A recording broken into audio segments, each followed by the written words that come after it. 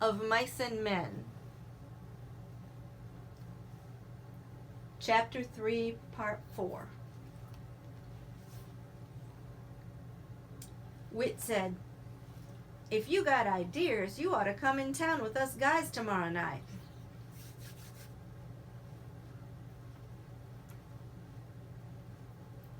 "Why? What's doing?" "Just the usual thing. We go into old Susie's place. Heck of a nice place."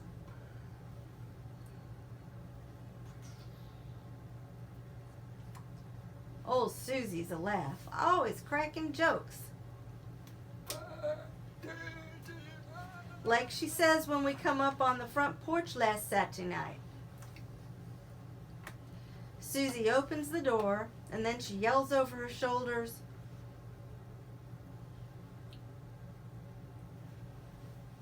"Get your coats on, girls. Here comes the sheriff."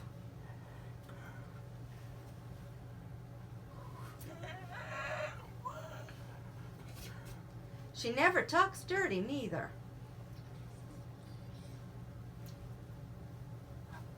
Got 5 girls there.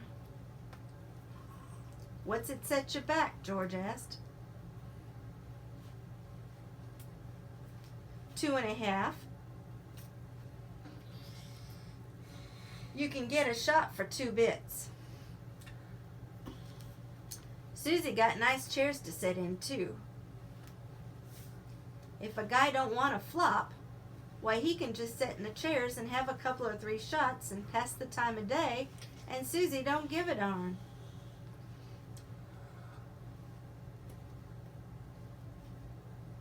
She ain't rushing guys through and kicking them out if they don't want to flop.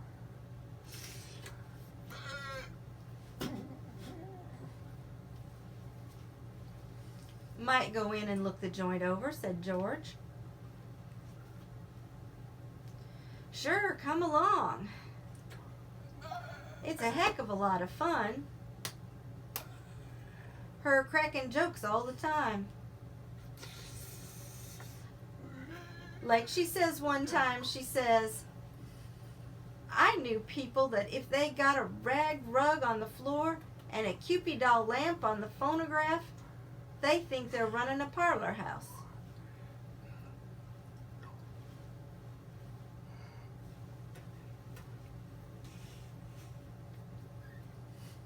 That's Clara's house she's talking about. And Susie says, "I know what you boys want," she says. "My girls is clean," she says.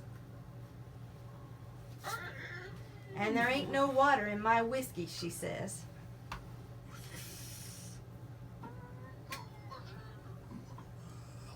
"If any of you guys want to look at a Cupid doll lamp and take your own chance getting burned, why, you know where to go."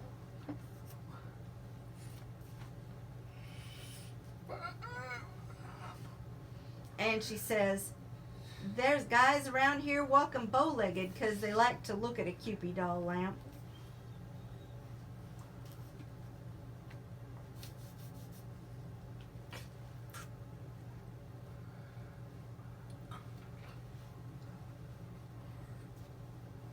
George asked, "Clara runs the other house, huh?"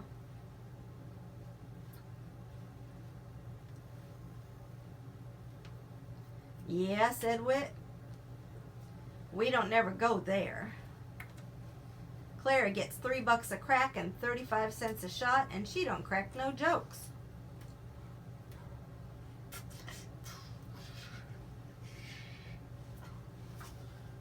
But Susie's place is clean, and she got nice chairs.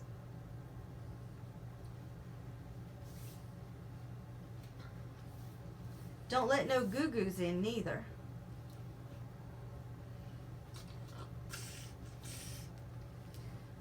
"Me and Lenny's rolling up a steak," said George.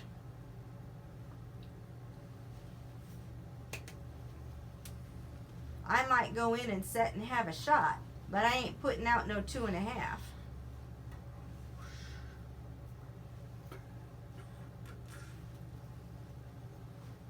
Well, a guy gotta have some fun sometime, said Whit.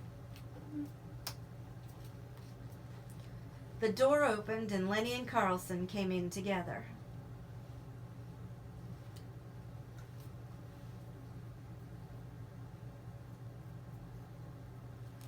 Lenny crept to his bunk and sat down, trying not to attract attention.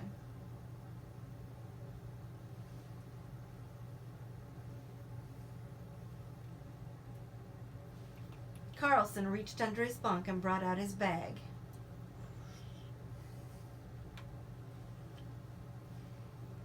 He didn't look at old Candy, who still faced the wall.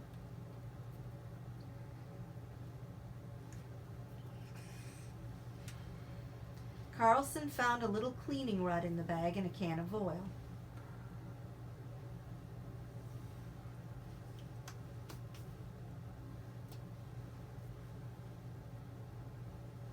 He laid them on his bed and then brought out the pistol, took out the magazine, and snapped the loaded shell from the chamber.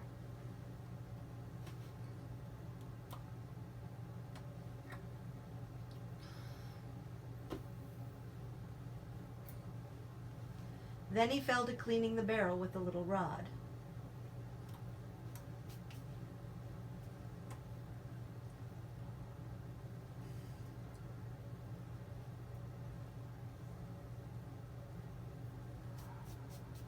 When the ejector snapped, Candy turned over and looked for a moment at the gun before he turned back to the wall again.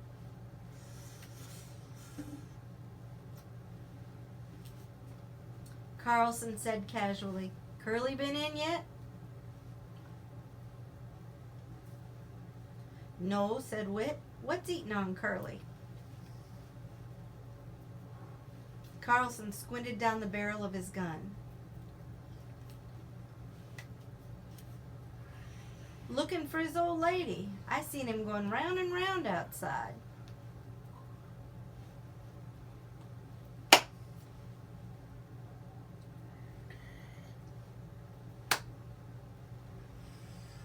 Whit said sarcastically, "He spends half his time looking for her, and the rest of the time she's looking for him."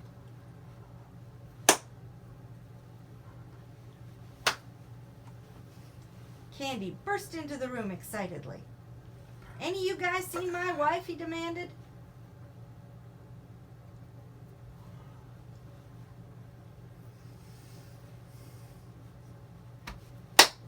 "She ain't been here," said Whit. Curly looked threateningly about the room. "Where the heck's Slim?" "Went out in the barn," said George. "He was gonna put some tar on a split hoof."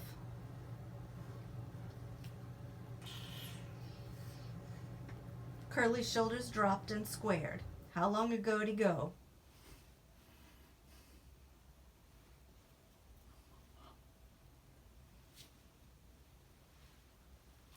"5-10 minutes." Curly jumped out the door and banged it after him. Whit stood up. "I guess maybe I'd like to see this," he said. "Curly's just spoiling her. He wouldn't start for Slim."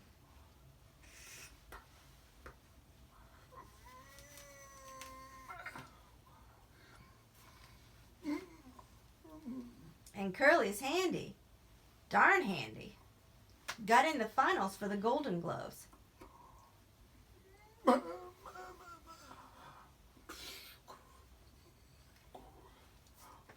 "He got newspaper clippings about it." He considered. "But just the same, he better leave Slim alone. Nobody know what Slim can do." "Thinks Slim's with his wife, don't he?" said George.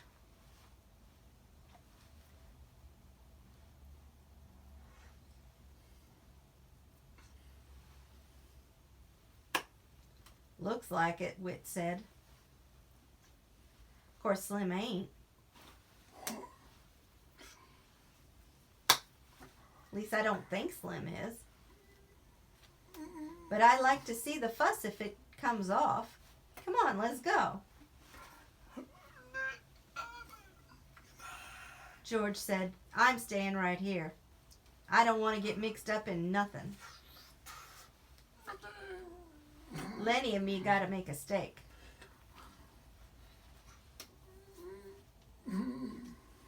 Carlson finished the cleaning of the gun and put it in the bag and pushed the bag under his bunk.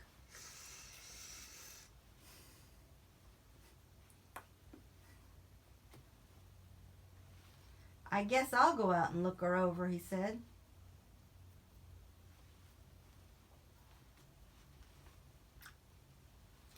Old Candy lay still, and Lenny from his bunk watched George cautiously.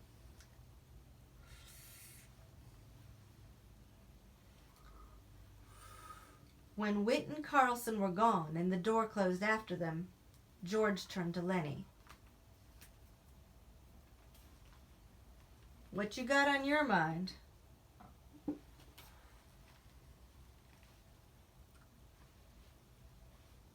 I ain't done nothing, George. Slim says I better not pep them pups so much for a while. Slim says it ain't good for 'em. So I come right in. I been good, George. I could have told you that, said George. Well, I wasn't hurting 'em none. I just had mine in my lap petting it.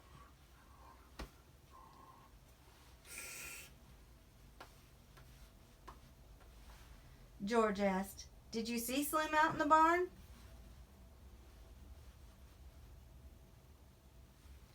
Sure I did. He told me I better not pet that pup no more.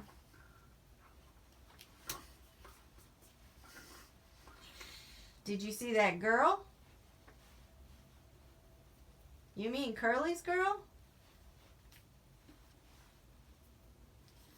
Yeah. Did she come in the barn?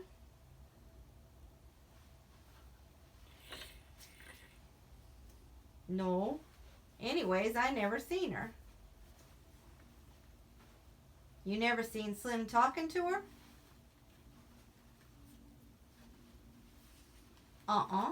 She ain't been in the barn. Okay, said George. I guess them guys ain't gonna see no fight. If there's any fighting, Lenny, you keep out of it.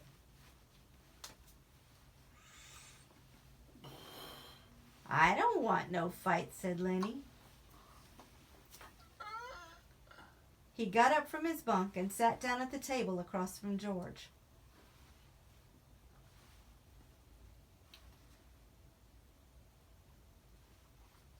Almost automatically, George shuffled the cards and laid out his solitaire hand. He used a deliberate, thoughtful slowness.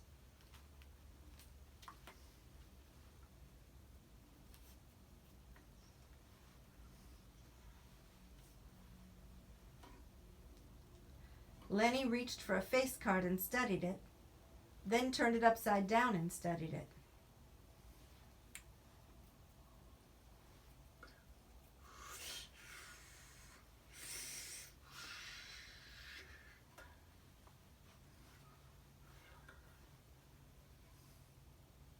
Both ends the same, he said.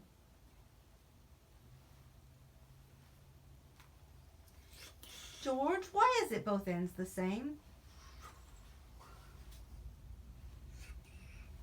I don't know, said George. That's just the way they make 'em. What was Slim doing in the barn when you seen him?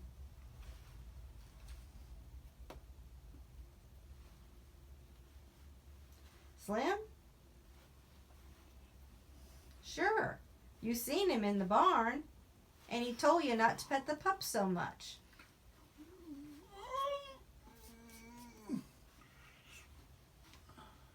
Oh, yeah.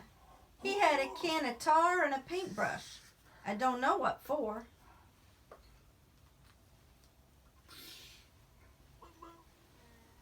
You sure that girl didn't come in like she come in here today?